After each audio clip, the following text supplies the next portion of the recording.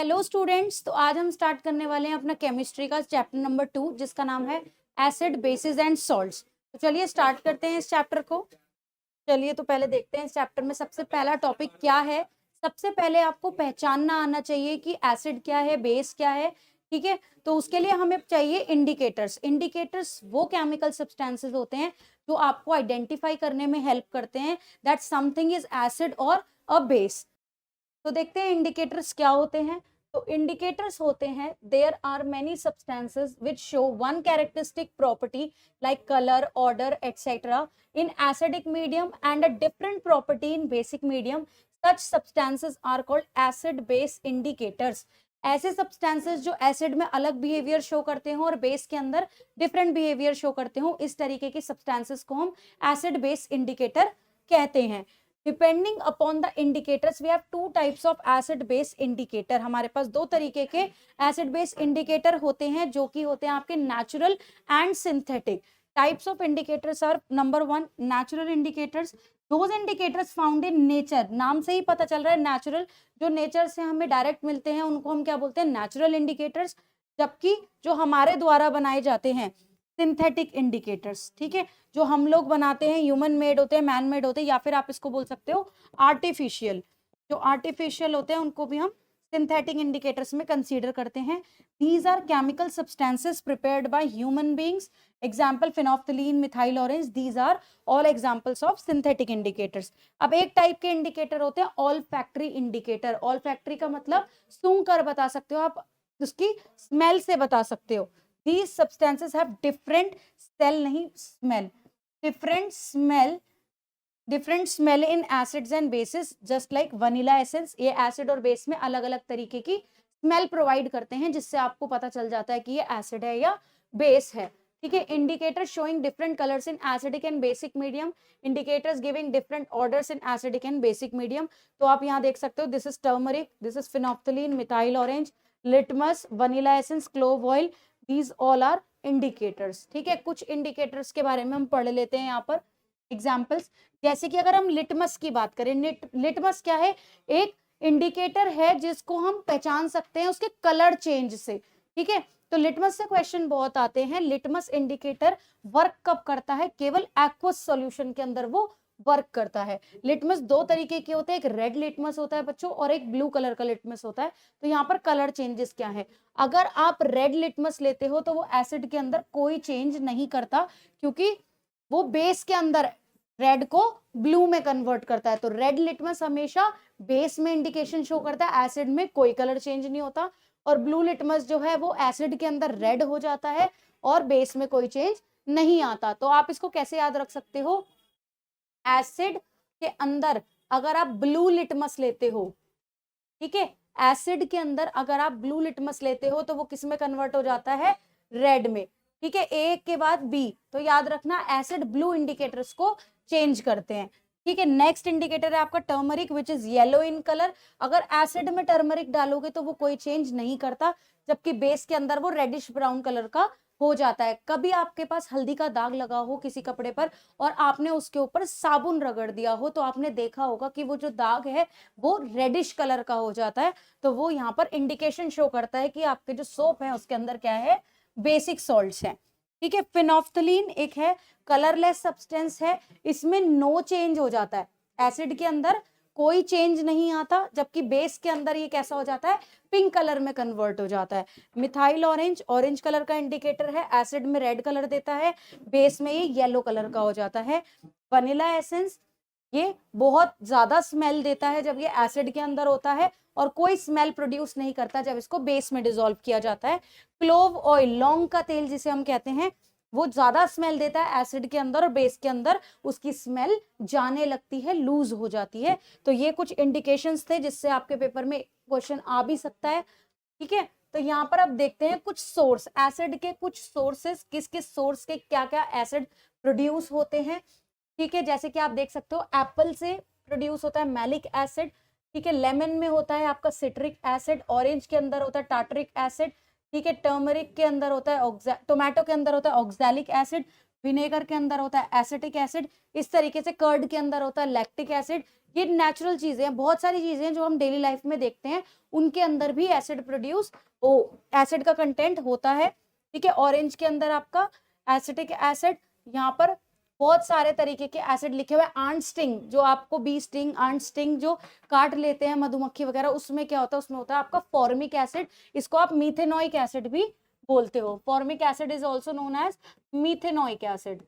ठीक है बच्चे, तो यहाँ पर बहुत तरीके के एसिड्स आपको दिए हुए हैं, तो आप इसको याद कर सकते हो। ठीक है, इससे आपका क्वेश्चन आ सकता है कि कौन सी चीज में क्या एसिड होता है, या फिर हमें इचिंग क्यों महसूस होती है, बी के काटने पर गरम गरम क्यों महसूस होता है, रेडनेस क्यों आ जाती है, तो ये सारी किस वजह से होता है, because it contains formic acid, methanoic acid. Okay, तो आप समझते हैं कि एसिड है क्या। How will you identify acid.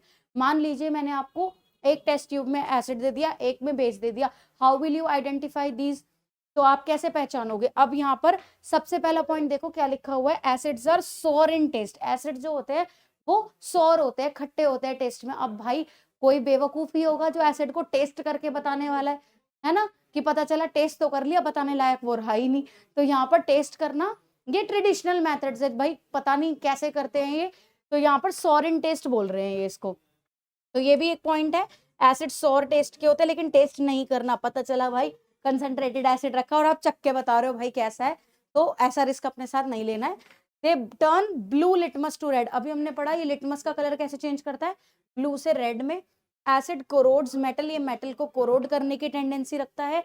They give H+ ions in aqueous solution. सबसे ज्यादा एसिड की इंपॉर्टेंट प्रॉपर्टी यही है कि एसिड जो होते हैं वो एक्वस सॉल्यूशन में क्या देते हैं, H+ आयन। और यहाँ पर ये याद रखना जरूरी है कि केवल एक्वस सॉल्यूशन के अंदर H+ आयंस देते हैं, वैसे सूखा एसिड, ड्राई एसिड कोई भी ऐसा नहीं करेगा।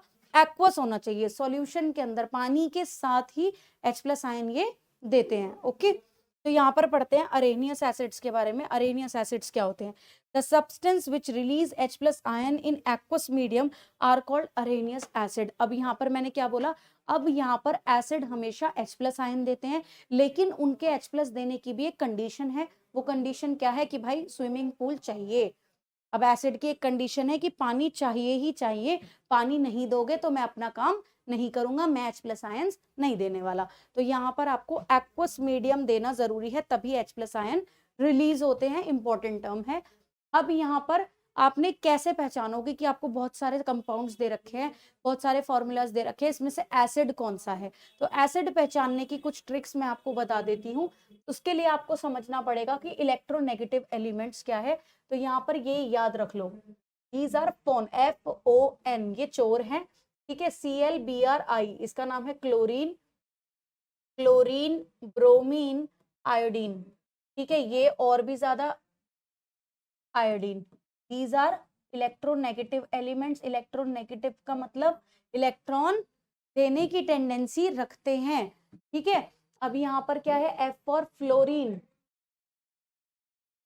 क्लोरीन, ऑक्सीजन, ये इलेक्ट्रॉन को ले लेंगे अपने पास, ऑक्सीजन, नाइट्रोजन।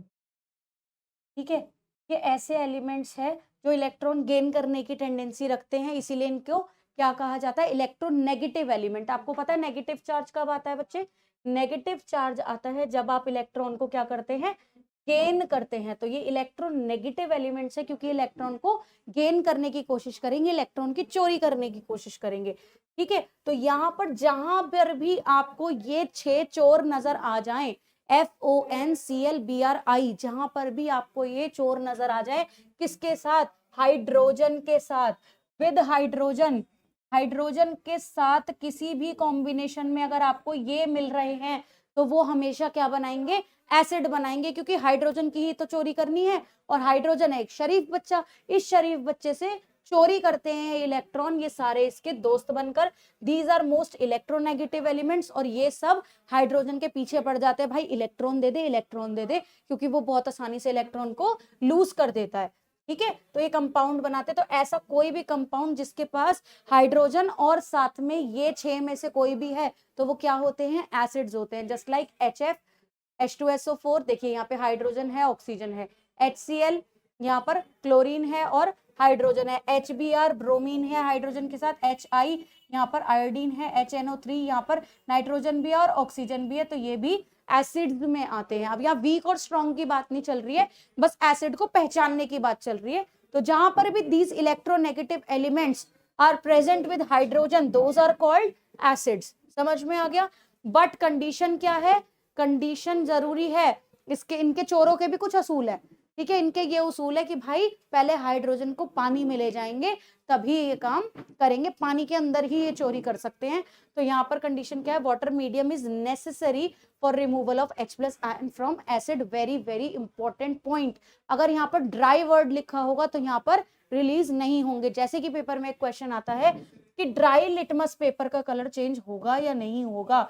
ड्राई लिटमस पे HCl का कलर चेंज होगा, अगर फ्यूम्स दिए आपने तो यहाँ पर चेंज होगा या नहीं होगा? तो नहीं होगा, क्योंकि H+ आयन रिलीज ही नहीं होंगे अगर पानी नहीं है तो इस तरीके के क्वेश्चन पे ध्यान रखना कि वाटर मीडियम बहुत ज्यादा जरूरी है, ठीक है। तो यहाँ पर एसिड की केमिकल प्रॉपर्टीज हम पढ़ लेते हैं। केमिकल प्रॉपर्टीज, तो सबसे पहले एसिड की मेटल के साथ रिएक्शन कराते हैं, तो these are general reactions. General reactions याद रखेंगे तो आपको हेल्प हो जाएगी रिएक्शन बनाने में। अगर आपने फर्स्ट चैप्टर में फॉर्मूला मेकिंग सीखी है, क्लास 9th में फॉर्मूला मेकिंग सीखी है, तो यहाँ पर आपको हेल्प हो जाएगी उस चीज से। तो आपका बेसिक फॉर्मूला क्या है? जब भी आप एसिड को मेटल के साथ रिएक्ट कराते हो तो आपको मिलता है सॉल्ट और साथ में मिलती है हाइड्रोजन गैस। तो ये याद रखना है, जब भी हाइड्रोजन गैस प्रोड्यूस हो रही है तो कहीं ना कहीं वहां रिएक्शन किसकी चल रही होगी? एसिड और मेटल की रिएक्शन चल रही होगी। बस बेसिकली सीखना क्या है आपने? सॉल्ट का फॉर्मेशन सीखना है कि सॉल्ट कैसे बनेगा। Acids like dilute HCl and dilute sulfuric acid reacts with certain active metals like zinc, iron to form salts and evolve hydrogen gas। ठीक है, सिंपल रिएक्शन है। These acids or substances containing these kind of cannot be kept in metal container। अच्छा, जो भी इस तरीके की reaction करते हैं उनके साथ हम एसिड्स को नहीं रख सकते उन मेटल्स के अंदर, इसीलिए आपको बोल दिया जाता है कि भाई इस बर्तन में हम एसिड क्यों नहीं रखते हैं, इसको कांच की बोतल में ही क्यों रखते हैं, क्योंकि वहां पर रिएक्शन होके हाइड्रोजन गैस बन जाएगी और हाइड्रोजन गैस आपकी हेल्थ के लिए अच्छी नहीं है। तो यहाँ पर देखते हैं, एक रिएक्शन ले लेते हैं। एक एसिड ले लिया हमने HCl, साथ में हमने ले लिया यहाँ पर मेटल जिंक ले लिया। तो यहाँ पर क्या बनना चाहिए? रिएक्शन के अकॉर्डिंग एसिड्स को जब हम मेटल से मिलाएंगे तो हमें मिलना चाहिए क्या बच्चे? सॉल्ट मिलना चाहिए और हाइड्रोजन गैस मिलनी चाहिए, राइट। तो यहाँ पर हम सॉल्ट बनाएंगे अब, और हाइड्रोजन गैस तो हमें पता ही है, इसलिए जनरल रिएक्शन याद करना जरूरी है। अब यहाँ पर रिएक्शन करो कैसे होगी। अब यहाँ पर जो हाइड्रोजन है वो तो H2 की फॉर्म में बाहर निकल चुका है, अभी Cl और Zn की आपस में रिएक्शन होगी। हमेशा पहले हम मेटल लिखते हैं, तो यहाँ पर क्या होगा? Zn, ठीक है। अब आपको पता है जिंक पे चार्ज कितना होता है? +2, और क्लोरीन पे चार्ज कितना होता है? -1। आपने क्रॉस मल्टीप्लाई किया, Zn के नीचे 1 लिखने की जरूरत नहीं है, Cl के नीचे 2, तो आपका फॉर्मूला बन गया ZnCl2। तो यहाँ पर आपका सॉल्ट क्या बना बच्चों? ZnCl2। तो यहाँ पर ये रिएक्शन पॉसिबल हुई। सिमिलर रिएक्शंस देख सकते हैं आप। सेकेंड एग्जाम्पल है आपके पास यहाँ पर HCl को जब आप आयरन से रिएक्ट कराओगे तो वही हाइड्रोजन निकल जाएगी, और यहाँ पर Cl जो है वो Fe के साथ रिएक्ट करके FeCl2 बना देगा। H2SO4 भी एक एसिड है, जरूरी नहीं सिर्फ HCl ही आया आपके पास। तो यहाँ पर हाइड्रोजन बाहर निकल जाएगी और SO4 Zn के साथ रिएक्ट करके ZnSO4 नाम का सॉल्ट बना देगा, जिंक सल्फेट। ठीक है, इसी तरीके से यहाँ पर अगर कॉपर को देखूं तो यहाँ पर कोई रिएक्शन नहीं हो रही है। तो यहाँ रिएक्शन क्यों नहीं हो रही है, ये हम रिएक्टिविटी सीरीज में पढ़ेंगे अगले चैप्टर में। वैसे तो आपने फर्स्ट चैप्टर में भी डिस्प्लेसमेंट रिएक्शन में रिएक्टिविटी सीरीज पढ़ी होगी, क्योंकि कॉपर जो है वो हाइड्रोजन से रिएक्टिव कम है, इसी वजह से यहाँ पर रिएक्शन पॉसिबल नहीं होगी। ठीक है, चलिए आगे बढ़ लेते हैं। Copper, mercury, silver do not react with dilute HCl and dilute sulphuric acid to produce hydrogen gas. अब ये क्या है? कॉपर, मरकरी, सिल्वर, ये सब क्या है? These are least reactive elements. तो ये लीस्ट रिएक्टिव एलिमेंट्स रिएक्ट ही नहीं करेंगे एसिड के साथ, इसीलिए ये कोई भी हाइड्रोजन गैस का प्रोडक्शन नहीं करेंगे। आ गई बात समझ में? चलिए ये इंपॉर्टेंट नोट पढ़ लेते हैं, क्या कह रहा है हमसे। This note is saying in case of nitric acid. अब HNO3 की अगर मैं बात करूं, nitric acid is HNO3। HNO3 की अगर मैं बात करूं तो ये क्या करता है? ये हाइड्रोजन गैस को ना बनाने की बजाय क्या बनाता है बच्चों? वाटर बनाता है। हम जनरल रिएक्शन पढ़ते हैं, एसिड और मेटल से हमें हाइड्रोजन गैस मिलती है सॉल्ट के साथ, लेकिन अगर मैं इस एसिड को HNO3 से रिप्लेस कर दूं तो ये हाइड्रोजन गैस H2O में कन्वर्ट हो जाती है। तो ऐसा क्यों होता है, ये क्वेश्चन बहुत बार आ चुका है, तो इसे पढ़ते हैं। Hydrogen gas produced is oxidised to water as nitric acid is strong oxidising agent but magnesium reacts with dilute nitric acid to evolve hydrogen gas. सुनिए, अब यहाँ पर क्या है, मैंने आपको क्या बताया, अगर एसिड आपने HCl लिया या H2SO4 लिया तो आपको हाइड्रोजन गैस मिलेगी, लेकिन अगर आपने यहाँ पर HNO3 का यूज किया, नाइट्रिक एसिड का यूज किया, तो यहाँ पर आपको क्या मिलेगा, वाटर मिलेगा इंस्टेड ऑफ हाइड्रोजन गैस। ऐसा क्यों, क्योंकि HNO3 जो है it is strong oxidising agent, और आप जानते हो ऑक्सीडाइजिंग एजेंट का काम क्या होता है, ऑक्सीडाइज करना सब्सटेंस को। तो यहाँ पर हाइड्रोजन के साथ ऑक्सीजन का एडिशन हो जाएगा, ऑक्सीडेशन हो जाएगा, जिसकी वजह से यहाँ पर वाटर प्रोड्यूस होगा। लेकिन यहाँ पर और भी कुछ मेटल्स ऐसे भी हैं जो नाइट्रिक एसिड के साथ भी हाइड्रोजन ही देते हैं, ऑक्सीडाइज नहीं होते हैं वहां पर। तो यहाँ पर वो एग्जांपल है आपका मैग्नीशियम और मैंगनीज। मैंगनीज नाम का भी एक एलिमेंट है जो क्या करता है बच्चों, ऑक्सीडाइज नहीं होता, जिसका हाइड्रोजन वो तब भी नाइट्रिक एसिड के साथ रिएक्ट करके आपको H2 गैस ही देगा और वहां पर वाटर प्रोड्यूस नहीं होगा। तो ये एक्सेप्शन में आपने याद रखना है। समझ में आ गई, इंपॉर्टेंट नोट है, इसको नोट कर लेना। अब जो हाइड्रोजन गैस प्रोड्यूस हुई है, अब आपने टेस्ट कर लिया, ठीक है, आपने पूरी रिएक्शन कर ली, आपने पूरी रिएक्शन सॉल्व करने के बाद आपने क्या किया, परफॉर्म कर लिया, प्रैक्टिकल किया, उसके बाद वहां पर फ्यूम्स निकल रहे हैं, गैस निकल रही है। अब आपको क्या पता कि वो गैस कौन सी है, तो उसको टेस्ट करने का तरीका यहाँ पर देखते हैं, टेस्टिंग ऑफ हाइड्रोजन गैस। अब हाइड्रोजन गैस का टेस्ट कैसे करेंगे, हाइड्रोजन गैस का टेस्ट बहुत आसान है। आपने एक सोप सॉल्यूशन लेना है, एक बीकर के अंदर आपकी जो गैस प्रोड्यूस हुई है टेस्ट ट्यूब के अंदर या जहां पर भी आपने रिएक्शन करी है, जो गैस प्रोड्यूस हो रही है उसको पास करा दीजिए, किससे, सोप सॉल्यूशन के अंदर। वो सोप सॉल्यूशन क्या प्रोड्यूस करेगा, गैस के जाते ही बबल्स प्रोड्यूस करेगा। जो बबल्स प्रोड्यूस हो रहे हैं वहां पर, उनके पास आप एक जलती हुई कैंडल लेकर जाइए। अगर वो जो है बबल्स वो किससे बर्स्ट हो रहे हैं, वो पॉप साउंड के साथ बर्स्ट हो रहे हैं, तो इसका मतलब कि हाइड्रोजन गैस वहां पर प्रेजेंट है। ठीक है, चलिए पढ़ लेते हैं एक बार। Hydrogen gas released in above reaction can be tested by bringing burning candle near the gas bubbles produced from the soap solution. If it burst, अगर ये फट रही है किसके साथ, पॉप साउंड, अगर पॉप साउंड प्रोड्यूस हो रही है तो इसका मतलब then the gas is hydrogen, otherwise some other gas, we will do another test for that. ठीक है, चलिए एक बार इसको डायग्राम के थ्रू देख सकते हैं, एनसीईआरटी का डायग्राम है ये। यहाँ पर देख रहे हो, यहाँ पर गैस प्रोड्यूस हो रही है, डिलीवरी ट्यूब के थ्रू इस गैस को इस सोप सॉल्यूशन के अंदर पास कराया जा रहा है। यहाँ से बबल्स प्रोड्यूस हो रहे हैं, जब ये बबल बर्स्ट हो रहे हैं तो वो साउंड प्रोड्यूस कर रहे हैं, पॉप पॉप साउंड प्रोड्यूस हो रही है अगर, तो इसका मतलब कौन सी गैस के बबल्स थे बच्चों, हाइड्रोजन गैस के बबल्स थे। ठीक है, चलिए आगे पढ़ते हैं अगली reaction, reaction of metal carbonates and metal hydrogen carbonate. बच्चों मेटल हाइड्रोजन कार्बोनेट्स को बाइकार्बोनेट भी कहते हैं, ठीक है, तो कंफ्यूज नहीं होना। Hydrogen carbonate is also known as bicarbonate, तो हाइड्रोजन बाइकार्बोनेट भी लिखा हुआ आ सकता है आपके पास, तो यहाँ पर कंफ्यूज नहीं होना, दिस इज हाइड्रोजन बाइकार्बोनेट या फिर हाइड्रोजन कार्बोनेट के साथ रिएक्शन यहाँ पर करनी है। चलिए पढ़ लेते हैं। तो यहाँ पर क्या जनरल रिएक्शन बनती है, जब भी हम ऐसा करते हैं, कार्बोनेट आ गया ना बच्चों, कार्बोनेट आया तो गैस हमेशा याद रखना, शॉर्ट ट्रिक है ये, गैस आपको क्या मिल सकती है यहाँ पर CO2। जब भी कार्बोनेट की बात होगी तो CO2 गैस बनेगी, और CO2 से कोई रिएक्शन हो रही है तो कार्बोनेट के प्रोडक्ट्स बनते हैं। ठीक है, तो यहाँ पर जनरल रिएक्शन अगर मैं लिखूं तो जनरल रिएक्शन मेरे पास क्या होगी, अगर मैं किसी भी मेटल कार्बोनेट को या फिर मेटल बाइकार्बोनेट को रिएक्ट कराती हूँ किसके साथ बच्चों, एसिड के साथ, तो मुझे क्या मिलेगा, यहाँ पर सॉल्ट तो बनना ही बनना है, सॉल्ट बनेगा, साथ में आपको मिलता है कार्बन डाइऑक्साइड और वाटर मिलता है, क्या मिलता है, CO2 प्लस H2O नाम के आपको प्रोडक्ट्स मिलते हैं। तो एक रिएक्शन हम यहाँ पर देख लेते हैं, HCl की Na2CO3 के साथ। अब Na2CO3 क्या है, सोडियम कार्बोनेट है, तो यहाँ पर रिएक्शन कैसे होगी, एक बार रिएक्शन चेक कर लेते हैं। देखिए मैं आपको बताती हूँ, आपने लिया HCl और साथ में लिया सोडियम कार्बोनेट, ठीक है बच्चे। अब देखो यहाँ पर सॉल्ट बनना है, अब जनरल रिएक्शन के अकॉर्डिंग प्रोडक्ट्स तो आप लिख सकते हो ना, CO2 और H2O तो बनेगा ही बनेगा, बनाना क्या रह गया, सॉल्ट बनाना रह गया। अब ये सॉल्ट बनेगा कैसे, देखिए अब यहाँ पर क्या होगा, Na पॉजिटिव है CO3 नेगेटिव है, अब ये क्या है, क्लोरीन भी नेगेटिव है। यहाँ पर CO2 से क्या, यहाँ से क्या निकलेगा, CO2 निकल जाएगा, तो यहाँ पर क्या बचा, एक O बचा।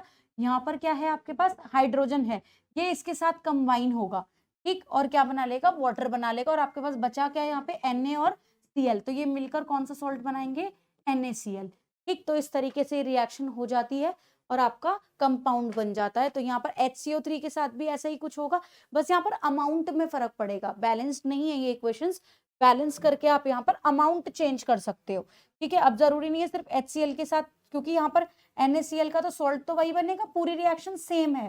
तो यहाँ पर फर्क क्या हुआ, यहाँ पर नंबर ऑफ मॉलिक्यूल्स का फर्क हुआ, यहाँ पर बैलेंसिंग का फर्क हुआ। यहाँ पर Na के 2 मॉलिक्यूल्स है, तो यहाँ पे आप 2 लगा सकते हो, ठीक है। यहाँ पर एक ही मॉलिक्यूल है, यहाँ तो यहाँ बैलेंसिंग का फर्क पड़ेगा, नंबर ऑफ मॉलिक्यूल्स का, अमाउंट का फर्क पड़ेगा बस, अदरवाइज रिएक्शन सेम होती है कार्बोनेट और बाइकार्बोनेट के साथ।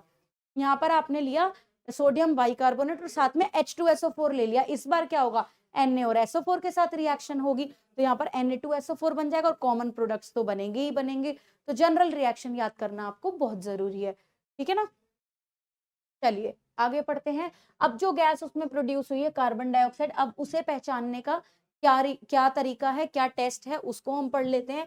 उससे पहले ना मैं आपको कुछ तरीके बताती हूँ, क्वेश्चन में कुछ हिंट्स दिए जाते हैं जो आप बता सकते हो कि भाई कार्बन डाइऑक्साइड प्रोड्यूस हुई है, यानी कि कार्बोनेट की कोई रिएक्शन यहाँ पर हुई होगी, या तो आपको फिजीनेस दे दे वो, ठीक है, या फिर ब्रिस्क एफरवेसेंस जैसे वर्ड्स यूज करे, ठीक है, फायर एक्सटिंग्विशर वगैरह यूज करे, तो इन सब में आपको कार्बन डाइऑक्साइड गैस यूज होती है, तो वहां पर उसका टेस्ट लिखना होता है, ठीक है। तो देखते हैं इसमें, take a small amount of calcium carbonate in a test tube and add a little of dilute HCl। तो यहाँ पर देख सकते हैं हम क्या होगा, कैल्शियम कार्बोनेट के साथ जब हम क्या यूज करेंगे, small amount of calcium carbonate in a test tube and add a little HCl acid हम डाइल्यूट फॉर्म में ही ले रहे हैं बार बार, ठीक है। यहाँ पर क्या प्रोड्यूस होगा, यहाँ पर आपका सॉल्ट बनेगा कैल्शियम और क्लोरीन को मिला के, दैट इज CaCl2, क्योंकि Ca पे 2 चार्ज होता है, वो यहाँ चला जाता है, ठीक है। और यहाँ पर आपके साथ क्या बनेगा, आपको पता है, कार्बोनेट, मेटल कार्बोनेट और हाइड्रोजन क्लोराइड यानी कि एसिड के साथ रिएक्शन करते हैं, तो बच्चों बाई प्रोडक्ट्स क्या बनते हैं, CO2 प्लस H2O। ये फायदा है आपका जनरल रिएक्शन याद करने का, सिर्फ सॉल्ट बनाना रह जाता है आपके लिए, ठीक है। ये रिएक्शन हुई, ठीक है। Reaction immediately starts and accompanied by the brisk effervescence, देखो यहाँ पर ये वर्ड आ जाते हैं ना, तो इसका मतलब CO2 है।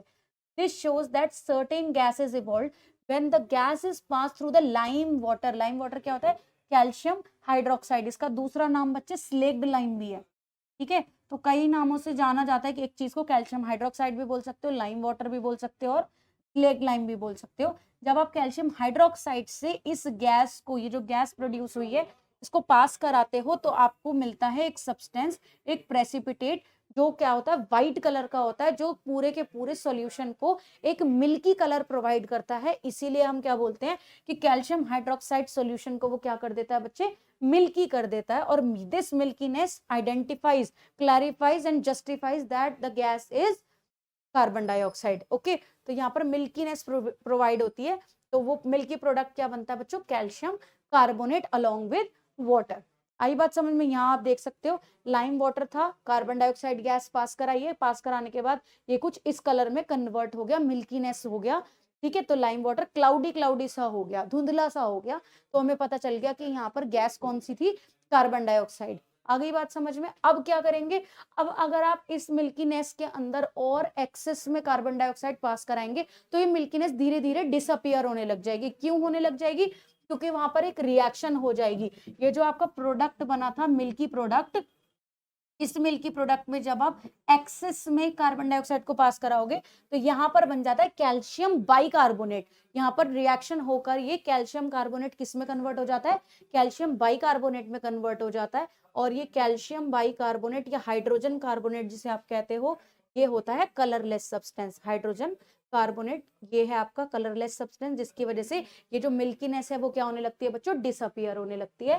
तो पढ़ते हैं, the milkiness disappears when the gas is passed in excess through the same solution.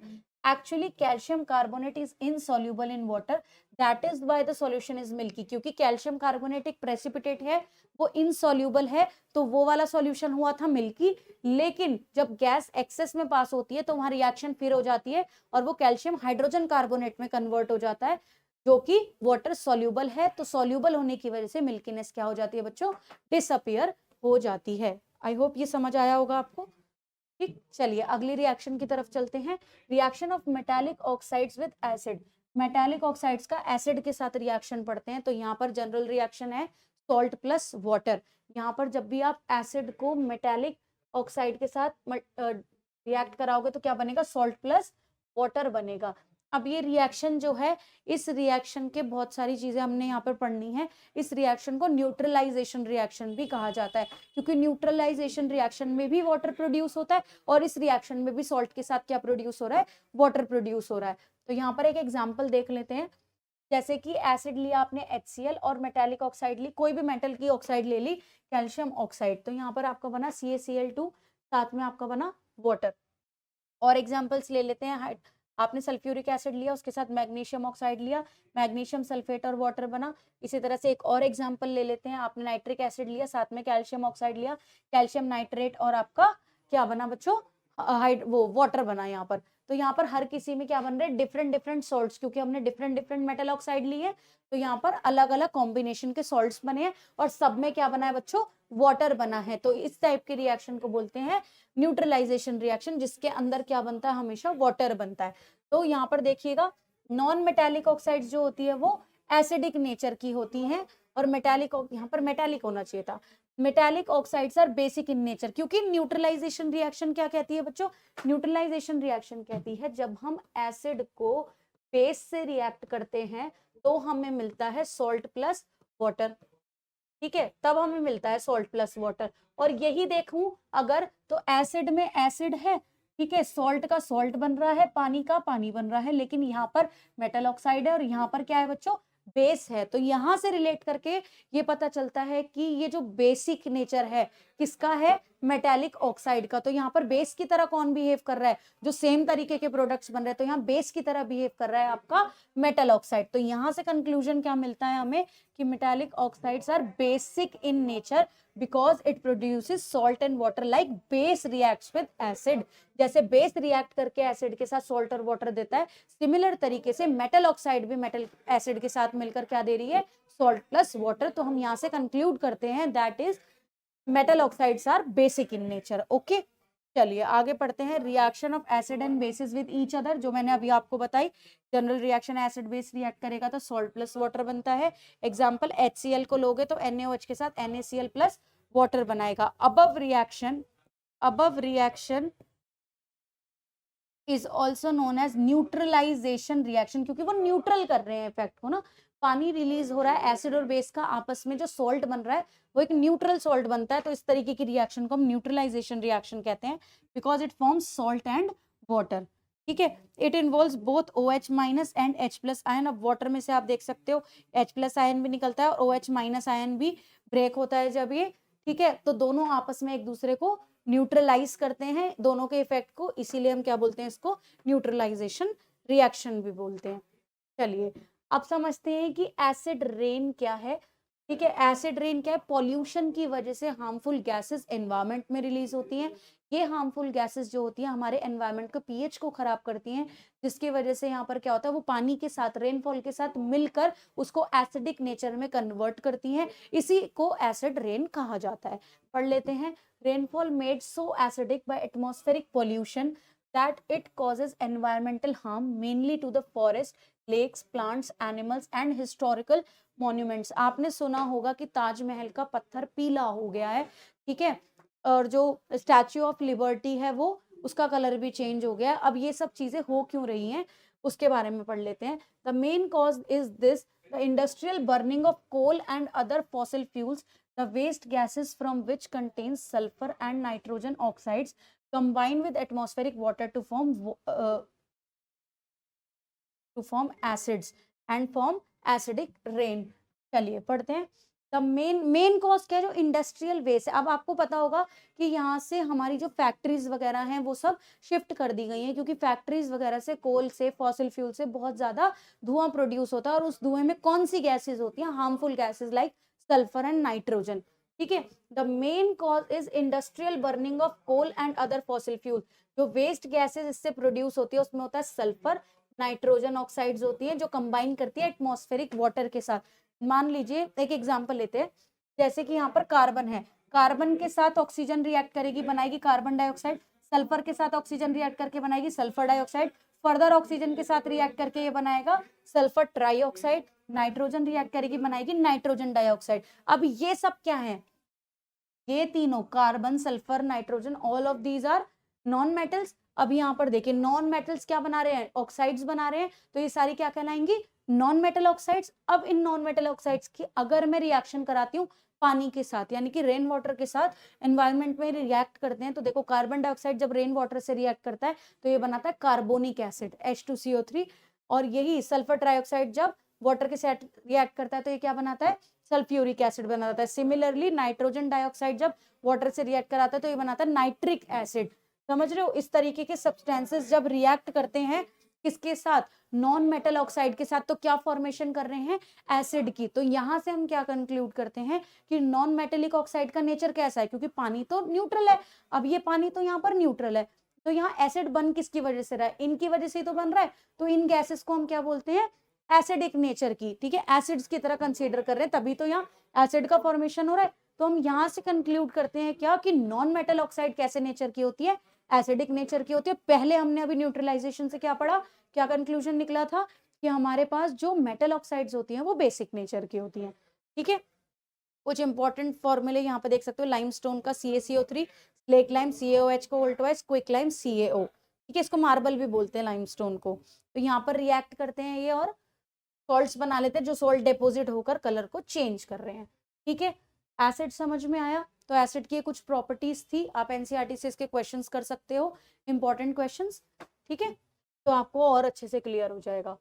Properties of basis, अब बेस के बारे में जैसे हमने एसिड पढ़ा उसी तरीके से हमें बेस पढ़ना है, बेस के पहचानने के कुछ तरीके हैं वो पढ़ लेते हैं।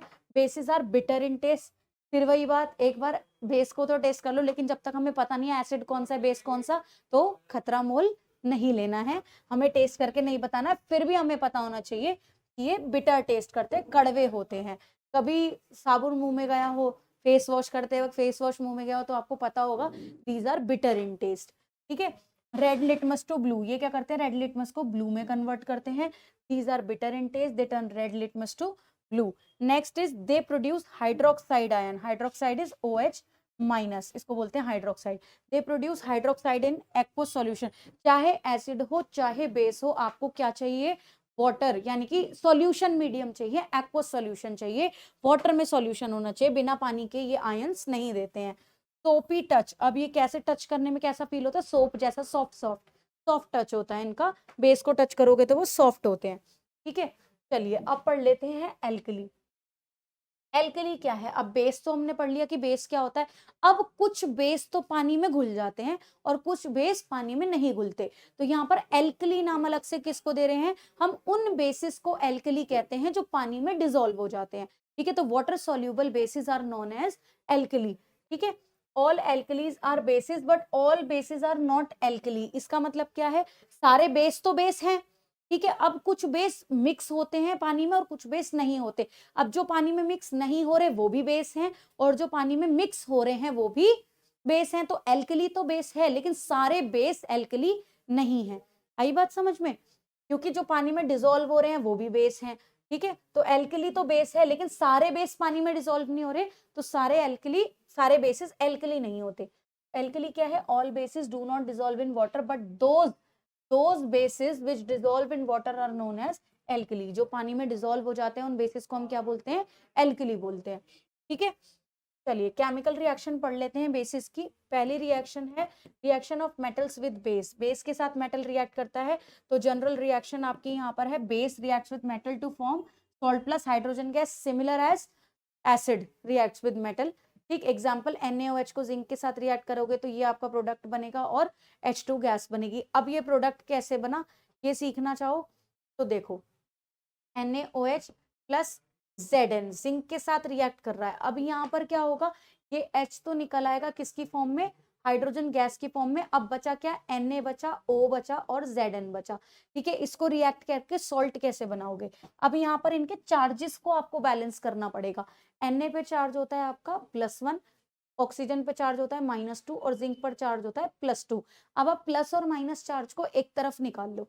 अब यहाँ पर टोटल प्लस चार्ज कितना हुआ, प्लस का चार्ज है आपके पास 3 और माइनस का चार्ज है आपके पास 2। तो इसको बैलेंस कैसे करोगे, इसको और इसको आपको सॉल्व करके बराबर करना है। तो बराबर करने के लिए क्या करोगे, 2 को आप कैसे कर सकते हो, आप इवन ऑड तो सेम नहीं कर सकते हो, तो आप यहाँ पर क्या करोगे, इसको 2 से मल्टीप्लाई कर दोगे। तो यहाँ पर अगर आपने 2 से मल्टीप्लाई कर दिया तो यहाँ पर कितना चार्ज हो गया, प्लस माइनस का 4 चार्ज हो गया। अब यहाँ पर ये 1 है और ये 2 है, इस 1 को 2 बना दूं तो यहाँ पर मेरे पास 4 हो जाएगा ना। तो मैं क्या करूंगी, इसको भी 2 से मल्टीप्लाई कर दूंगी। तो यहाँ पर मेरे पास क्या हो जाएगा, टोटल चार्ज यहाँ पर +2 कितना हो गया बच्चों, प्लस का 4 हो गया, यहाँ भी 4 हो गया और यहाँ भी 4, तो ये न्यूट्रल बन गया। तो यहाँ पर हमने कैसे लिखा, Na के नीचे भी 2 लगा दिया और Zn के नीचे कुछ नहीं लगेगा और O के नीचे 2। तो यहाँ पर हमने क्या बना दिया, सोडियम जिंकेट बना दिया, जो कि यहाँ पर ये फॉर्मूला है जिसका Na2ZnO2। इसका नाम क्या है बच्चों, सोडियम जिंकेट। क्या है इसका नाम, सोडियम जिंकेट। ठीक, एक और एग्जांपल लेकर देख सकते हो आप, अगर आप यहाँ पर एल्यूमिनियम के साथ रिएक्शन कराओ। देखो एक और एग्जांपल के साथ समझ लो, अगर नहीं समझ में है एक और एग्जांपल ले लो। यहाँ पर लेते हैं हम, मान लो NaOH, ठीक है, NaOH के साथ आप ले लो एल्यूमिनियम, ठीक है, H को बाहर निकाल दो हाइड्रोजन की फॉर्म में। अब आपके पास कंपाउंड क्या बचा, आपके पास बचा Na। मेटल्स को पहले लिखो, NaAl और क्या बचा आपके पास O। अब इसको कैसे अरेंज करोगे पहले चेक करते हैं। ठीक, चार्ज बैलेंस करना है, चार्ज लिख लो पहले, किसका कितना चार्ज है। यहाँ पर चार्जेस लिख लीजिए, यहाँ पर चार्ज है Na के ऊपर +1, एल्यूमिनियम के ऊपर +3 और ऑक्सीजन के ऊपर कितना चार्ज है बच्चे, -2। तो अब यहाँ पर कैसे अरेंज करोगे, अब आपके पास टोटल पॉजिटिव चार्ज कितना है, +4 और माइनस का चार्ज कितना है, -2। तो अब यहाँ पर बैलेंस करना आसान है।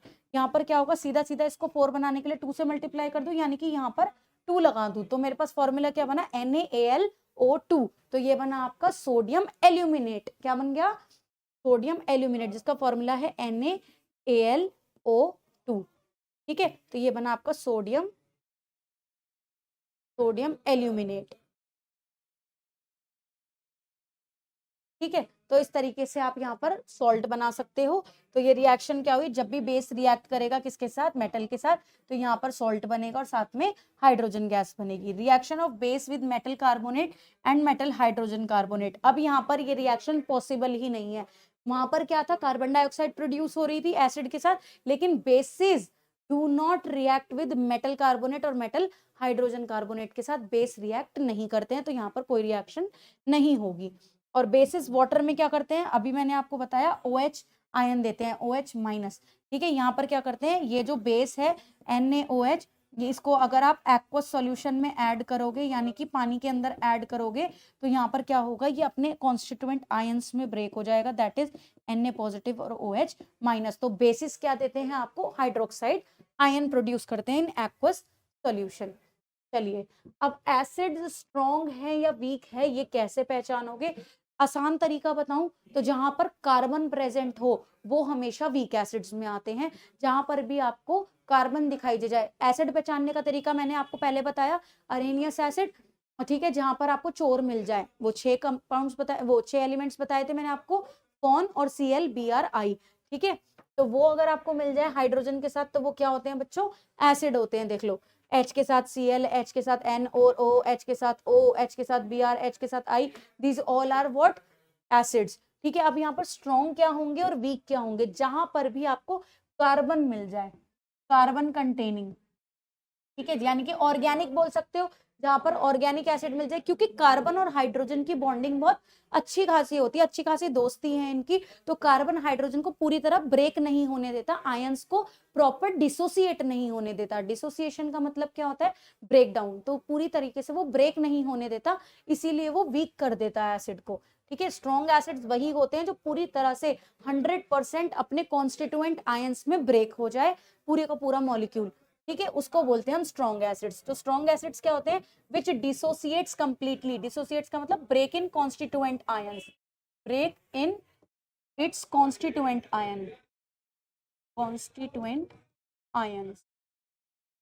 अपने कॉन्स्टिट्यूएंट आयन में। जैसे मैंने आपको बताया HCl अगर है तो जब मैं इसको ब्रेक करूं तो ये H+ और Cl- में प्रॉपर तरीके से 100% टूट जाए तो ये क्या होगा, स्ट्रॉन्ग एसिड होगा, अदरवाइज ये वीक हो जाएगा। इनऑर्गेनिक एसिड जिसमें कार्बन नहीं होता उनको इनऑर्गेनिक एसिड्स बोलते हैं, वो स्ट्रॉन्ग होते हैं। और वीक एसिड्स में कौन आते हैं, organic acid which mainly contains carbon, जिनके पास कार्बन होता है। ठीक है, तो ये सारे एसिड्स के एग्जांपल हैं आपके किसके, कार्बोनिक एसिड वगैरह, ये है इथेनोइक एसिड वगैरह, ये सब आपके वीक एसिड्स के एग्जांपल है। हाइड्रोक्लोरिक एसिड, सल्फ्यूरिक एसिड, आपका HBr, HI, ये सब क्या हो गए, आपके स्ट्रॉन्ग एसिड्स में आ गए। ठीक है, जो ब्रेक हो जाएंगे और जो ब्रेक नहीं होते हैं। ठीक, जैसे यहाँ पर भी आप देख सकते हो NaOH ब्रेक हो गया ना, तो ये स्ट्रॉन्ग बेस हो गया। एसिड किसमें टूटेगा, H+ आयन में, और बेस टूटेगा हाइड्रोक्साइड आयन में, तो आप वहीं पर उसको रिलेट कर सकते हो। ठीक, चलिए तो आ जाते हैं पीएच के ऊपर, uses and importance of pH in everyday life. अब यूजेस से पहले आपको समझना होगा कि पीएच क्या होती है। पीएच होती है H+ आयन की कंसंट्रेशन। आपके पास कितनी H+ आयन की कंसंट्रेशन है उसको आइडेंटिफाई करके उसको टैली करके आप बता सकते हो कि कोई चीज एसिडिक है या बेसिक है। तो उसको मैं आपको समझा देती हूँ कि पहले पीएच क्या होती है। ठीक है, तो यहाँ पर हम पहले पीएच समझ लेते हैं। चलिए तो पीएच के बारे में पढ़ते हैं कि पीएच क्या होता है। पोटेंस हर्ट्ज भी बोलते हैं। बेसिकली ये बताता है आपको concentration of H+ ions in a solution. एक सॉल्यूशन के अंदर या किसी भी चीज के अंदर कितने H+ आयन है। पीएच में कुछ भी लेना देना नहीं है किसका, OH नेगेटिव आयंस का, यहाँ केवल H+ आयन के बारे में ही बताया जाता है। उसके लिए आपको समझना होगा एक पीएच स्केल। ठीक है, पीएच स्केल क्या होता है, एक स्ट्रिप है बच्चों जिसमें हमें बताया जाता है किसके बारे में, जिसमें हमें कुछ वैल्यूज दी होती हैं, एक इंडिकेटर टाइप ही समझ लो पीएच का। ठीक, अब यहाँ पर ये कलरफुल पेपर होता है जिसकी वैल्यूज होती हैं 0 से 7 एंड 7 to 14 वैल्यू होती है। ठीक है, ये होता है एक पीएच स्केल। इसमें पीएच की वैल्यू किसके बेस पर दी होती है, H+ आयंस। अब यहाँ पर ध्यान रखना 7 का मतलब होता है न्यूट्रल। अगर वैल्यू 7 है, बिल्कुल सेंटर है, तो this is neutral, neither acidic nor basic. Neutral का मतलब क्या है, नाइदर एसिडिक नॉर बेसिक, ना तो ये एसिडिक है ना ये बेसिक है। अब ध्यान से समझना, पीएच जो है वो H+ आयन के इनवर्सली प्रोपोर्शनल होती है। तो pH is inversely proportional to H+ ions, यानी कि इनवर्स रिलेशन का मतलब आप समझते ही हैं कि अगर H+ आयन ज्यादा है तो पीएच की वैल्यू क्या हो जाएगी बच्चों, कम हो जाएगी। आई बात समझ में। तो यहां से मुझे क्या पता चल रहा है कि अगर मैं 7 से नीचे की तरफ आ रही हूं तो यहां पर H+ आयन कंसंट्रेशन क्या रहेगी, H+ आयन कंसंट्रेशन ज्यादा रहेगी टुवर्ड्स 0। ठीक है, और अगर मैं यहां से जाती हूं कहाँ, राइट की तरफ जा रही हूं तो यहाँ पर H+ आयन कंसंट्रेशन क्या रहेगी, कम। क्यों, क्योंकि हमें पता है H+ आयन पीएच की वैल्यू के इनवर्स रिलेशन में है। तो यहाँ देख सकते हो, यहाँ पीएच की वैल्यू 0 1 2 3 4 5 6 यहाँ पर कम हो रही है इधर की तरफ, और इधर की तरफ पीएच की वैल्यू बढ़ रही है। तो जितनी पीएच की वैल्यू बढ़ेगी उसका मतलब H+ की कंसंट्रेशन कम होती चली जाएगी, जितनी पीएच की वैल्यू कम होगी उतनी H+ की कंसंट्रेशन बढ़ती जाएगी। तो ये रिलेशन आपने अच्छे से याद रखना है, तो पीएच के क्वेश्चन गलत नहीं होंगे। अब हमें पता है कि H+ आयन कौन देता है बच्चों, H+ आयंस किस में प्रोड्यूस होते हैं, H+ आयन एसिड्स में प्रोड्यूस होते हैं। ठीक है, अब एसिड्स, यहाँ पर एसिड और बेस दोनों पहचान सकते हो आप, कैसे, क्योंकि एसिड्स जो हैं वो H+ आयन की कंसंट्रेशन के डायरेक्टली प्रोपोर्शनल होते हैं। जितनी ज्यादा H+ की कंसंट्रेशन होगी उतने ही एसिड्स होंगे, यानी कि आप कह सकते हो कि एसिड्स जो हैं वो इनवर्स होते हैं पीएच वैल्यू के। जितनी पीएच वैल्यू होगी उतने ही H+ कम होते हैं और उतने ही वो एसिड कहलाएंगे। ठीक है, तो लेफ्ट साइड में आप देख सकते हो 0 से 7 तक एसिड्स और 7 से 14 यहाँ पर H+ की कंसंट्रेशन बहुत कम हो जाती है। तो इन्हीं को हम क्या बोलते हैं, डिक्रीज कंसंट्रेशन की वजह से these are known as bases. ठीक है, यहाँ पर आपके बेसिस आते हैं, यहाँ पर क्या आते हैं बच्चों, बेसिस आते हैं। तो आपके 0 से 7 में लाई करते हैं एसिड्स और 7 से 14 में लाई करते हैं आपके बेसिस। ठीक है, तो यहाँ पर अगर मैं कलर की बात करूं तो यहाँ पर एसिड्स जो होते हैं बच्चों वो रेड कलर शो करते हैं। एसिड में यहाँ पर प्रॉपर रेड नहीं, 0 की तरफ आओगे तो प्रॉपर रेड मिलेगा।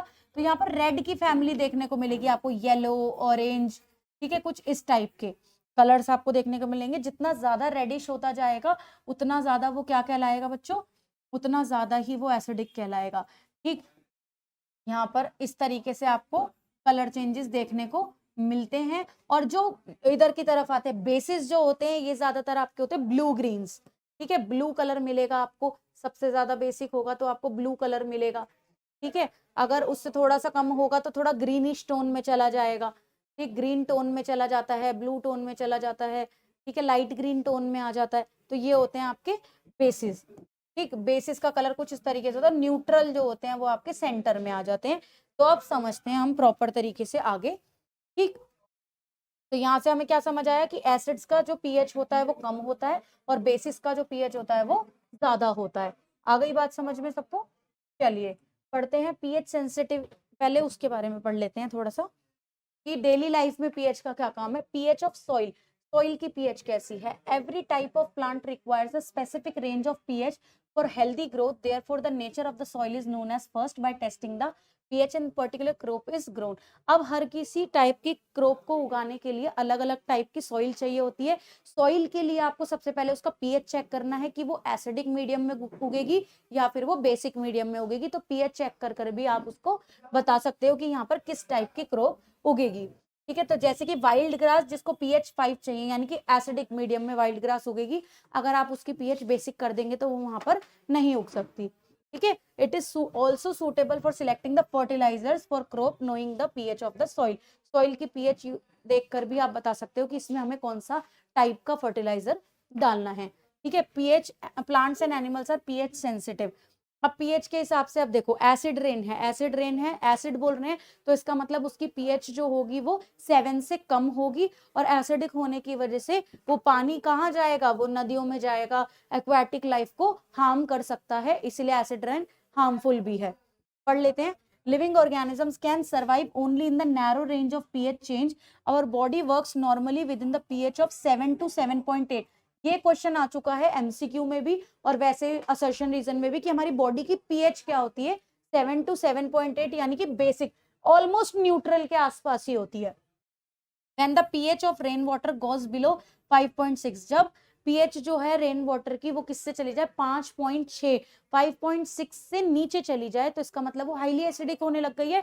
तब हम उस रेन को क्या बोलते हैं, एसिड रेन बोलते हैं। When acid rain flows into reverse it lowers the pH of the river water. पानी की पीएच को कम कर देंगे, वैसे पानी न्यूट्रल होता है, ठीक है, 7 होता है, अब वो 5.6 पहुंचा दिया तो इसका मतलब वहां पर क्या हुआ, जो एक्वाटिक लाइफ है वो हार्म हो सकती है क्योंकि उनको इतनी एसिड में रहने की आदत नहीं है। Make the survival of aquatic life typical. तो यहाँ पर आप देख सकते हो, मैंने बोला था ना आपको कि येलोज ग्रीन्स की, येलोज की रेड की फैमिली में आपके एसिड्स आते हैं और यहाँ पर आपके बेसिस आते हैं। देखो यहाँ पर 7 में क्या है, प्योर वाटर जो है आपका वो न्यूट्रल होता है। अदरवाइज जितने भी सब्सटेंसेस ज्यादातर हम कंज्यूम करते हैं उसमें चाहे थोड़ा ही अमाउंट सही एसिड होता है। तो यहाँ पर देख सकते हो आप, मिल्क में लैक्टिक एसिड होता है, ठीक है, लैक्टिक एसिड की पीएच कितनी होती है, ठीक है, बनाना, फिशेस, ये सब, ऑरेंज में सल्फ्यूरिक एसिड, बैटरी, अब इन सब में बहुत ज्यादा एसिड होता है। अब बोलते हैं ना बच्चों को चार्जर वगैरह मुंह में नहीं देना चाहिए, उसमें भी एसिड होते हैं, ठीक है ना। यहाँ पर baking soda, ammonia, bleach, milk of magnesia, इन सब में क्या है, दीज आर बेसिस। तो पर्पल्स, ब्लू, ग्रीन, ये सब किसके कलर्स होते हैं, ये सारे कलर होते हैं आपके पीएच के, किसके, यहाँ पर आ जाते हैं आपके बेस। और जो रेड फैमिली में चले जाते हैं वो होते हैं आपके एसिड्स। चलिए तो आगे समझते हैं pH sensitivity of plants and animals. Plants में क्या सेंसिटिविटी है, stinging hairs of nettle leaves inject methanoic acid. मैंने आपको बताया था मिथेनोइक एसिड के बारे में, आंट स्टिंग में भी होता है। इसी तरीके से नेटल लीव्स होती हैं, जो पौधा है इसका, ये क्या करता है, इसमें मिथेनोइक एसिड इंजेक्ट होता है। जो जब ये चुभता है ना तो ये बहुत ज्यादा बर्निंग सेंसेशन प्रोवाइड करता है क्योंकि हमारी बॉडी की पीएच कैसी है, बेसिक टू न्यूट्रल, ठीक है। और यहाँ पर ये एसिडिक नेचर का है, जो क्या करता है, इरिटेशन कॉज करता है, बर्निंग पेन कॉज करता है। It is cured by rubbing the affected area with the leaves of dog plant. Dog plant basic nature का है, तो एसिड के ऊपर जब आप बेस को रगड़ते हो तो वहां पर न्यूट्रलाइजेशन रिएक्शन होती है, जिसकी वजह से आपको कामनेस महसूस होती है, अच्छा महसूस होता है। ठीक है। नेक्स्ट इज एनिमल्स की बॉडी में क्या है, our body works normally within the pH range of 7 to 7.8 and aquatic life thrives in specific pH level. और एक्वाटिक लाइफ क्या होती है, एक पर्टिकुलर पीएच में ही जिंदा रह सकती है, अदरवाइज वो सरवाइव नहीं कर सकती। डाइजेस्टिव सिस्टम की बात करें तो जैसे हमें एसिडिटी फील होती है, हम कुछ भी अगड़म सगड़म खा लेते हैं, ठीक है, तो हर चीज में क्या है, थोड़ा बहुत एसिड प्रेजेंट है। मैंने अभी आपको बताया कितनी सारी चीजों में एसिड होता है, तो हमें क्या होता है, एसिड बनने लगता है। हमारे स्टमक में भी HCl होता है, तो वहां पर क्या होता है, जो भी आप खा लेते हो उसकी वजह से एसिडिटी महसूस होती है, जिसको खत्म करने के लिए आप क्या लेते हो, इनो। काम शुरू सिर्फ 6 सेकंड में। तो यहाँ पर आप क्या करते हो, उस इनो में ऐसा क्या है, वो इनो क्या कैरी करती है, जिसकी वजह से क्या होगा, वहां पर न्यूट्रलाइजेशन रिएक्शन होगी। तो ऑब्वियस सी बात है कि वहां पर क्या होगा, बेस होगा, क्योंकि एसिड तो ऑलरेडी प्रेजेंट है, न्यूट्रल करने के लिए क्या चाहिए, बेस चाहिए। तो उसके अंदर होता है आपका मिल्क ऑफ मैग्नीशिया। पढ़ लेते हैं एक बार। HCl present in the stomach helps in the digestion of food. During indigestion, the stomach produces too much acid. It causes pain and irritation. To correct this disturbed pH range, milk of magnesia, milk of magnesia क्या एक mild base है। Milk of magnesia का formula क्या है बच्चों, MgOH का whole twice. ठीक है। This milk of magnesia is used as medicine which is also called antacid. तो ऐसे सब्सटेंसेस जो क्या करते हैं, एसिडिटी को न्यूट्रल करते हैं, उन सब्सटेंसेस को बोलते हैं एंटासिड, और जिसका एक एग्जांपल है इनो। ठीक है। As it reduces the effect of acidity, इसका एक एग्जांपल ले सकते हो आप, इनो। ठीक है। चलिए, टूथ डिके, दांतों में भी जब आपको बोला जाता है ब्रश ट्वाइस अ डे, ये क्यों बोला जाता है, सुबह उठकर जो रात भर बैक्टीरिया ने आपके दांतों में डांस किया है उसको खत्म कर लीजिए। कुछ भी खा पी कर सो जाते हो, ब्रश नहीं करते हो, तो वो करना चाहिए। क्यों करना चाहिए, क्योंकि आपके फूड में जो भी आप खाते हो, चॉकलेट्स खाते हो, मीठा खाते हो, कोई भी खाना खाते हो, तो उसके अंदर एसिडिक चीजें रह जाती है, जो बैक्टीरिया को एक्यूमुलेट करती हैं आपके माउथ में और डिकम्पोज करती हैं आपके टीथ को। ठीक है। तो यहाँ पर क्या है, टूथ इनेमल। इनेमल क्या है बच्चों, हार्डेस्ट कवरिंग है, आउटर कवरिंग है आपके दांतों की, is made up of calcium phosphate CaPO4। अब यहाँ पर अगर फॉर्मूला बनाए तो कैसे बनेगा, फॉस्फेट पे -3 तो Ca3PO4 का होल ट्वाइस। तो ये हो गया आपका कैल्शियम फॉस्फेट, जिसका आपका टूथ इनेमल बना होता है। इससे भी क्वेश्चन आ चुका है, तो फॉर्मूला भी पता होना चाहिए और इनेमल किसका बना होता है ये भी आपको पता होना चाहिए। And it is the hardest substance in the body. If the pH of the mouth decreases, अगर माउथ की पीएच कम हो गई बैक्टीरिया इन्फेक्शन की वजह से, तो क्या होगा, आपका ये इनेमल जो है ये डिकम्पोज होने लग जाएगा, ये खराब होने लग जाएगा, जिसकी वजह से आपको टूथ डीके होने लग जाएगा। आई बात समझ में, दांत सड़ने लगेंगे, कैविटीज बनने लगेंगी। तो हम आगे पढ़ते हैं सॉल्ट्स के बारे में कि सॉल्ट्स क्या होते हैं। सॉल्ट्स होते क्या है, पहले सॉल्ट्स के बारे में समझ लेते हैं कि सॉल्ट है क्या। सॉल्ट्स होते हैं बच्चों आयनिक कंपाउंड्स, जो कि न्यूट्रलाइजेशन रिएक्शन से बनते हैं। पढ़ लेते हैं किस तरह से। A salt is an ionic compound formed by neutralization reaction between acid and base. जब भी आप एसिड और बेस की रिएक्शन कराते हो तो हमेशा आपको क्या मिलते हैं, सॉल्ट्स मिलते हैं। हम न्यूट्रलाइजेशन रिएक्शन भी कहते हैं, हमने पीछे पढ़ा था। तो इन सॉल्ट्स के बारे में ही हमें पढ़ना है कि क्या है, इनकी फॉर्मेशन कैसे होती है। तो यहाँ पर इस चैप्टर में जो हमें कुछ केमिकल सॉल्ट्स पढ़ने हैं वो ये हैं। सोडियम हाइड्रोक्साइड के बारे में, NaOH का दूसरा नाम है बच्चों कास्टिक सोडा भी इसको कहा जाता है। सबसे ज्यादा क्वेश्चन सॉल्ट से इस टॉपिक से ही आते हैं। ठीक है। सेकंड है आपका ब्लीचिंग पाउडर, जिसका फॉर्मूला है CaOCl2। इसका कॉमन नाम है कैल्शियम ऑक्सीक्लोराइड, को कैल्शियम ऑक्सीक्लोराइड भी कहा जाता है, तो इसका नाम याद होना चाहिए आपको। ठीक है। बेकिंग सोडा, जिसको सोडियम हाइड्रोजन कार्बोनेट भी या सोडियम बाइकार्बोनेट भी कहा जाता है, सोडियम हाइड्रोजन कार्बोनेट या सोडियम बाइकार्बोनेट कहा जाता है। ठीक है। नेक्स्ट इज वॉशिंग सोडा, जो है एक क्रिस्टल मॉलिक्यूल, इसका नाम क्या है, सोडियम कार्बोनेट डेकाहाइड्रेट। इसका नाम है बच्चों सोडियम कार्बोनेट डेकाहाइड्रेट, डेकाहाइड्रेट का नाम हो गया। नेक्स्ट है आपके पास प्लास्टर ऑफ पेरिस POP, तो कैल्शियम सल्फेट हेमीहाइड्रेट भी कहते हैं, कैल्शियम सल्फेट हेमीहाइड्रेट भी कहते हैं, हेमीहाइड्रेट। ठीक है, तो ये थे कुछ सॉल्ट जो हमें इस चैप्टर में पढ़ने हैं। तो सबसे पहले हम पढ़ते हैं कॉमन सॉल्ट का फॉर्मेशन, यानी कि NaOH कैसे बनता है उसके बारे में पढ़ते हैं, NaCl कैसे बनता है उसके बारे में पढ़ते हैं। तो यहाँ पर पढ़ते हैं हम NaOH का फॉर्मेशन। ठीक है, तो इसके अंदर हमें क्या करना है, सबसे पहले सोडियम हाइड्रोक्साइड की रिएक्शन पढ़ते हैं। ठीक है, चलिए, तो पहली रिएक्शन है सोडियम हाइड्रोक्साइड NaOH, जिसको मैंने अभी बताया कास्टिक सोडा भी कहते हैं। तो ये कैसे बनती है, ये बनती है क्लोर एल्कली प्रोसेस से। इंपॉर्टेंट है, क्लोर एल्कली प्रोसेस, क्लोर एल्कली प्रोसेस से ये फॉर्म होता है। क्लोर एल्कली प्रोसेस क्या है उसके बारे में समझते हैं। तो chlor alkali process, when electricity pass through the aqueous solution of brine. अब एक्वस सॉल्यूशन ऑफ ब्राइन का मतलब क्या है, ब्राइन होता है सॉल्ट का, जब आप एक्वस सॉल्यूशन लेते हो, सॉल्ट में वाटर ऐड करते हो, तब आपको क्या मिलता है, this is brine, this is aqueous solution of salt. इसको हम क्या बोलते हैं, कॉमन सॉल्ट के एक्वस सॉल्यूशन को बोलते हैं बच्चे brine, BRINE, this is Bryan.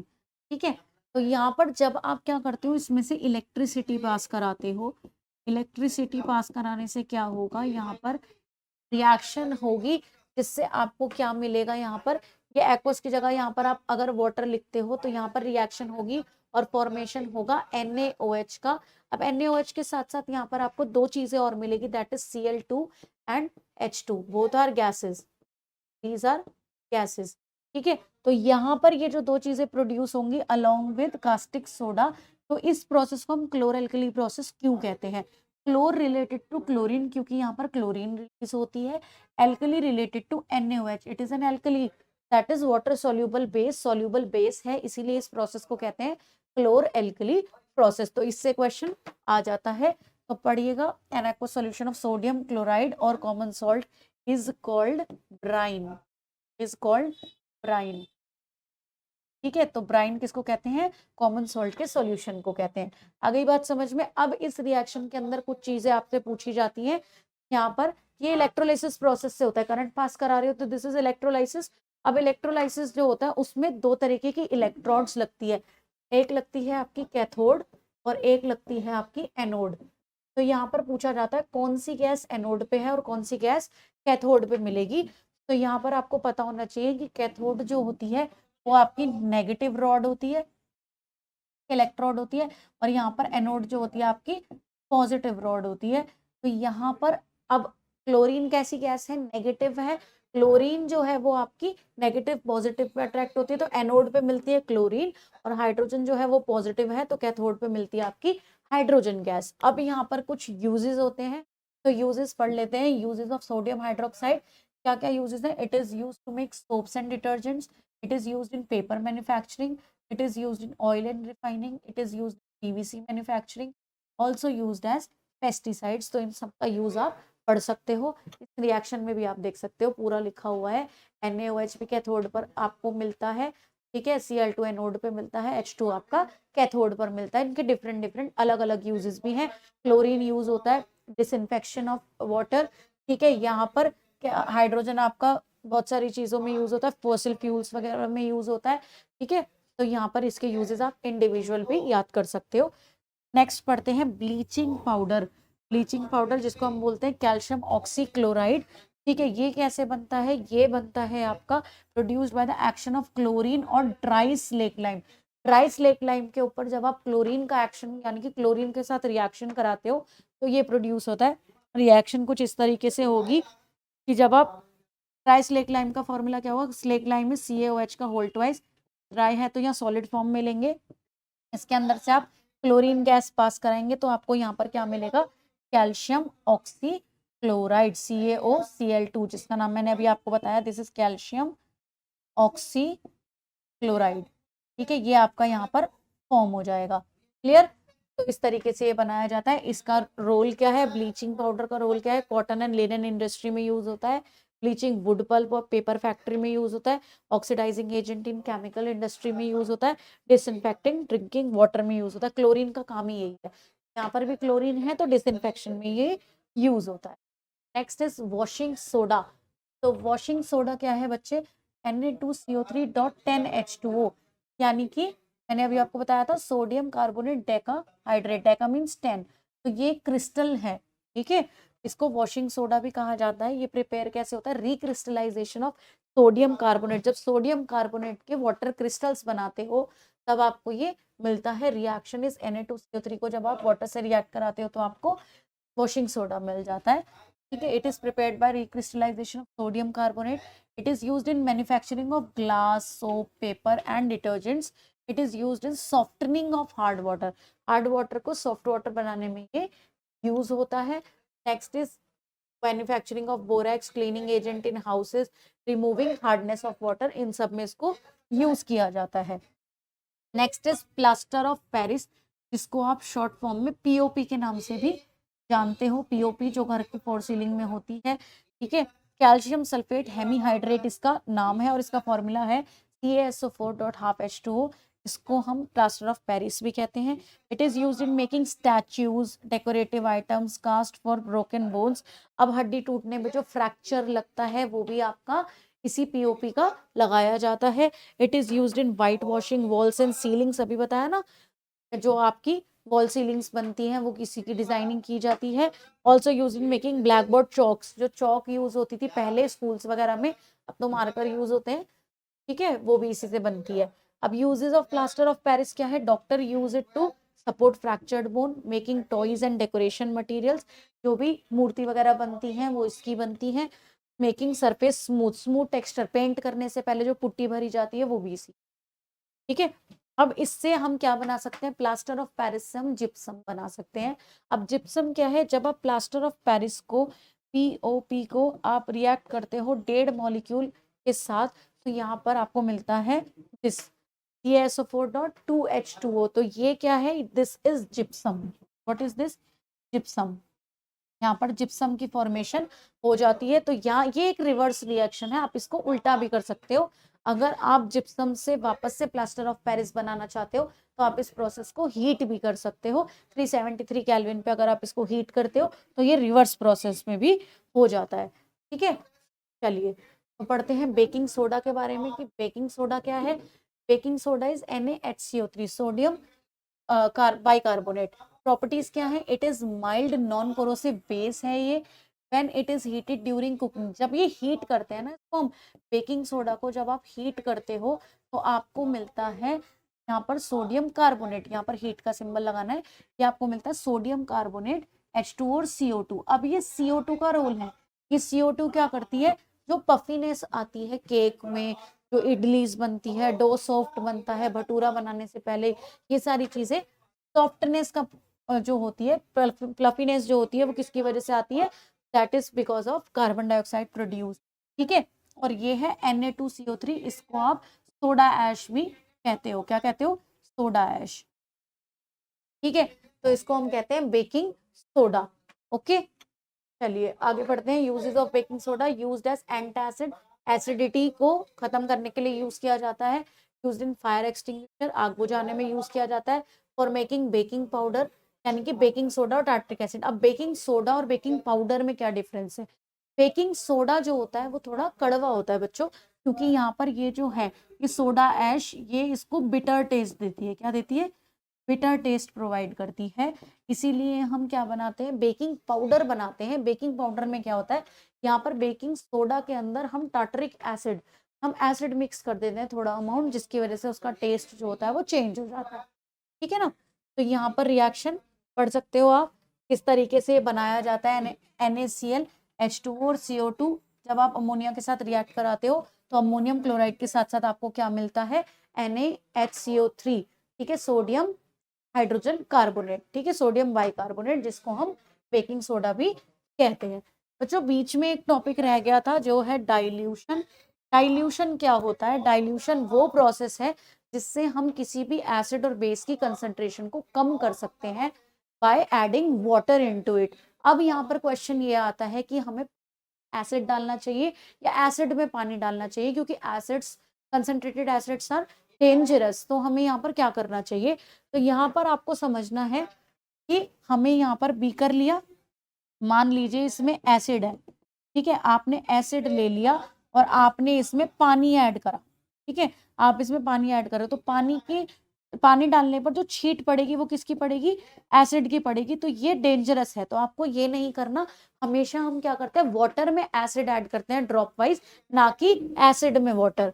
Okay, तो डाइल्यूशन क्या है, dilution is the process of reducing the concentration of a solution by adding more solvent, usually water add करते हैं to it. It is a highly exothermic, बहुत ही exothermic process है कि इतनी हीट रिलीज होती है कि आपको नुकसान हो सकता है, आप जल भी सकते हो, और कई बार जो बीकर होता है वो भी बर्स्ट हो जाता है, ठीक है। इसलिए हमें एसिड में पानी नहीं, पानी में एसिड ऐड करना चाहिए। To dilute acid, the acid must added to water and not other way round. आ गई बात समझ में, देख सकते हो यहाँ पे पानी में acid is right and acid में पानी इज रॉन्ग, क्योंकि यहाँ पर ब्लास्ट हो सकता है, ठीक है। चलिए, तो चैप्टर हुआ हमारा खत्म। डाइल्यूशन से होगा क्या, डाइल्यूशन से आपको यहाँ पर कंसंट्रेशन कम करने में हेल्प होगी। आप कंसंट्रेटेड एसिड को डाइल्यूटेड एसिड बना सकते हैं, उसमें कंसंट्रेशन कम कर सकते हैं। Thank you so much.